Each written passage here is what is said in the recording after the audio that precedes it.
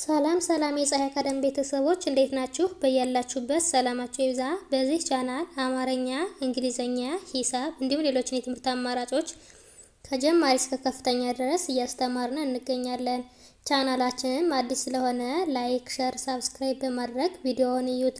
በኦንላይን መማር የምትፈልጉ ልጆች ካላችሁም ታች ላይ ስልክ አለ፣ በሱ ደውላችሁ መማር ትችላላችሁ ማለት ነው።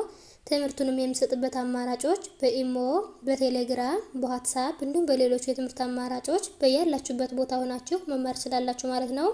እንግዲህ በዛሬው ቪዲዮአችን አማርኛ በሸ ቤተሰብ ቃላት ምስረታ የሚይዤላችሁ መጥቻለሁ። ይሄንም አንድ ባንድ አሳያችኋለሁ። ከኔ ጋር ቆዩ። እንግዲህ እናንተ ይሄን ቪዲዮ እስከ መጨረሻው ድረስ በደንብ አድርጋችሁ ይሄን ቪዲዮ እስከ መጨረሻው በደንብ ካያችሁት በደንብ ይገባችኋል ማለት ነው። ማንበብ የማይችል ካለም በተሎ ማንበብ ይችላል፣ መጻፍ የማይችል ካለም በተሎ መጻፍ ይችላል ማለት ነው። እንግዲህ አማርኛ በሸ ቤተሰብ ቃላት ምስረታ ስንል ከየት እስከ የት ባሉት ነው። ከሸ እስከ ሾ ባሉት በእነዚህ በሰባቱም ድምጾች ቃላትን ምስረታ ማለታችን ነው። እንግዲህ ከሸ እስከ ሾ ባሉት በእነዚህ በሰባቱም ድምጾች ሶስት ቃላቶችን መስርቼ ይዤላችሁ መጥቻለሁ። እሱንም አንድ ባንድ አሳያችኋለሁ ማለት ነው። አሁን በመጀመሪያ ከሸ እስከ ሾ ያሉት እነዚህን ፊደላቶች ደጋግሜ ወደ ላይም ወደ ታችም እቆጥርላችኋለሁ። ከዚያም በኋላ ደግሞ በእያንዳንዳቸው የተመሰረቱትን ቃላቶች አነብላችኋለሁ። ተከታተሉኝ። ሸ ሹ ሺ ሻ ሼ ሽ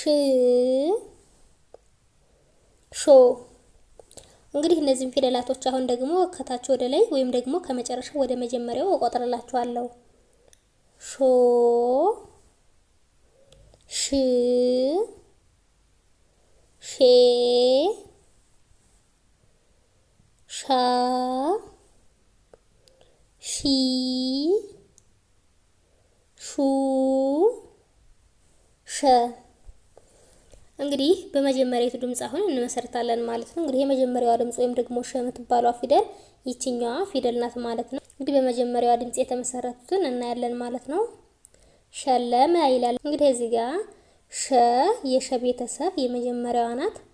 ለ የለ ቤተሰብ የመጀመሪያዋ ናት። መ የመ ቤተሰብ የመጀመሪያዋ ናት። እነዚህ ሁሎችም የመጀመሪያ ድምጾች ናቸው ማለት ነው። ስለዚህ በአንድ ላይ ምን ይላል? ሸለመ ሸለመ የሚል ቃል መስርተውልናል ማለት ነው።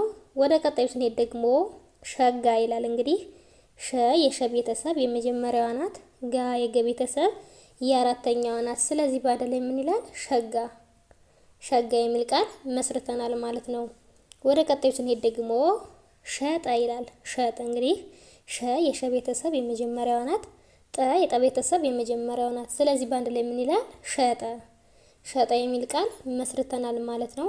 እንግዲህ በሸ ወይም ደግሞ በመጀመሪያዋ ድምጽ የመሰረትናቸው እነዚህን ይመስላሉ። ቀጣይ ደግሞ ወደ ሹ ወይም ደግሞ ወደ ሁለተኛዋ ድምጽ እንሄዳለን ማለት ነው። እንግዲህ ሹ ወይም ደግሞ ሁለተኛዋ ድምጽ ማለት ደግሞ የትኛዋ ናት? ይችኛዋ ፊደል ናት ማለት ነው። ስለዚህ በዚህ የተመሰረቱን ደግሞ እስኪ እናያቸው። ሹመት ይላል። እንግዲህ እዚህ ጋር ሹ የሸ ቤተሰብ የሁለተኛዋ ናት። መ የመ ቤተሰብ የመጀመሪያዋ ናት። ት የተ ቤተሰብ የስድስተኛዋ ናት። ስለዚህ በአንድ ላይ ምን ይላል?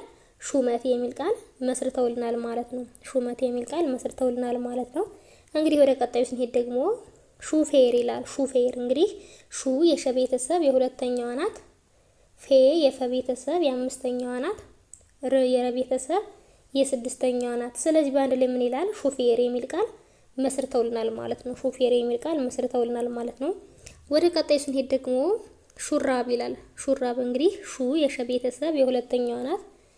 ራ የረ ቤተሰብ የአራተኛዋ ናት። ብ የበቤተሰብ የስድስተኛዋ ናት ማለት ነው።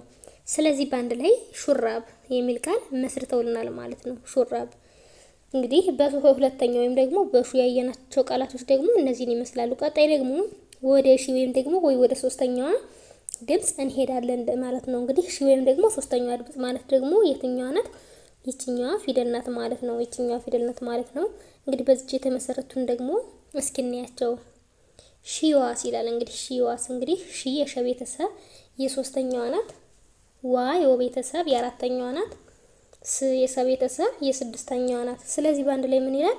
ሺዋስ ሺዋስ የሚል ቃል መስርተውልናል ማለት ነው። ወደ ቀጣዩ ስንሄድ ደግሞ እሺ እሺ የአ ቤተሰብ የስድስተኛዋ ናት። ሺ የሸ ቤተሰብ የሶስተኛዋ ናት። ስለዚህ በአንድ ላይ ምን ይላል? እሺ እሺ የሚል ቃል መስርተውልናል ማለት ነው። ወደ ቀጣዩ ስንሄድ ደግሞ ሺህ ሺህ እንግዲህ ሺ የሸ ቤተሰብ የሶስተኛዋ ናት። ህ የሀ ቤተሰብ የስድስተኛዋ ናት። ስለዚህ በአንድ ላይ ምን ይላል? ሺህ ይላል ማለት ነው። ሺህ የሚል ቃል መስርተውልናል ማለት ነው። እንግዲህ በሶስተኛ ድምጾች ደግሞ እነዚህን የመሰሉ ቃላቶች አይተናል ማለት ነው። ቀጣይ ደግሞ ወደ አራተኛዋ ድምጽ ወይም ደግሞ ወደ ሻ እንሄዳለን። እንግዲህ ሻ ማለት ደግሞ የትኛዋ ናት? ይችኛዋ ፊደል ናት ማለት ነው። አሁን ደግሞ በዚህ የተመሰረቱትን እናነባቸዋለን ማለት ነው። ሻወር ይላል። እንግዲህ እዚያ ደግሞ ሻ የሸ ቤተሰብ የአራተኛዋ ናት። ወ የወ ቤተሰብ የመጀመሪያዋ ናት። ር የረ ቤተሰብ የስድስተኛዋ ናት። ስለዚህ በአንድ ላይ ምን ይላል? ሻወር ሻወር የሚል ቃል መስርተውልናል ማለት ነው።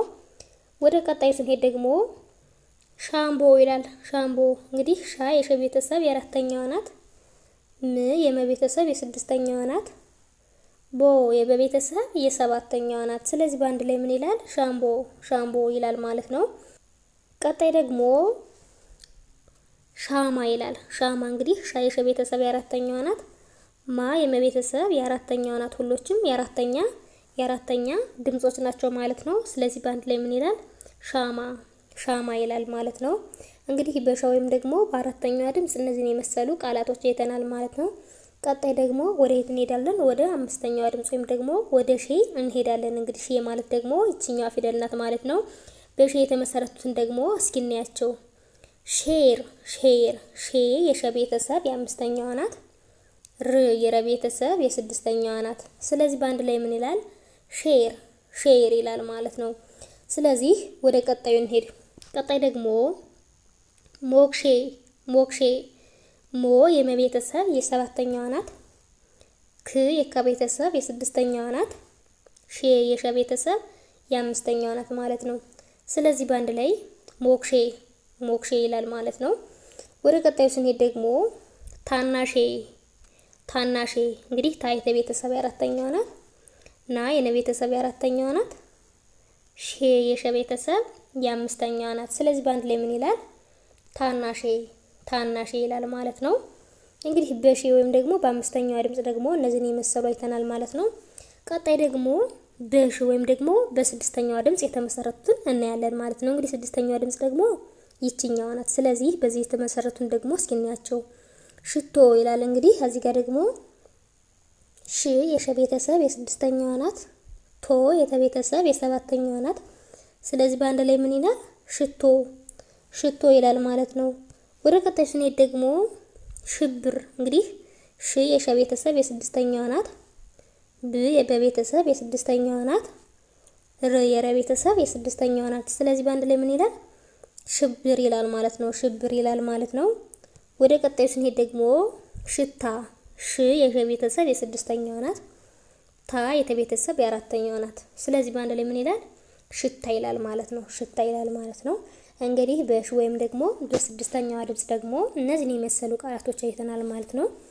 ቀጣይ ደግሞ ወደ ሾ ወይም ደግሞ ወደ ሰባተኛዋ ድምጽ እንሄዳለን። እንግዲህ ሰባተኛዋ ድምጽ ደግሞ ይችኛዋ ፊደል ናት ማለት ነው።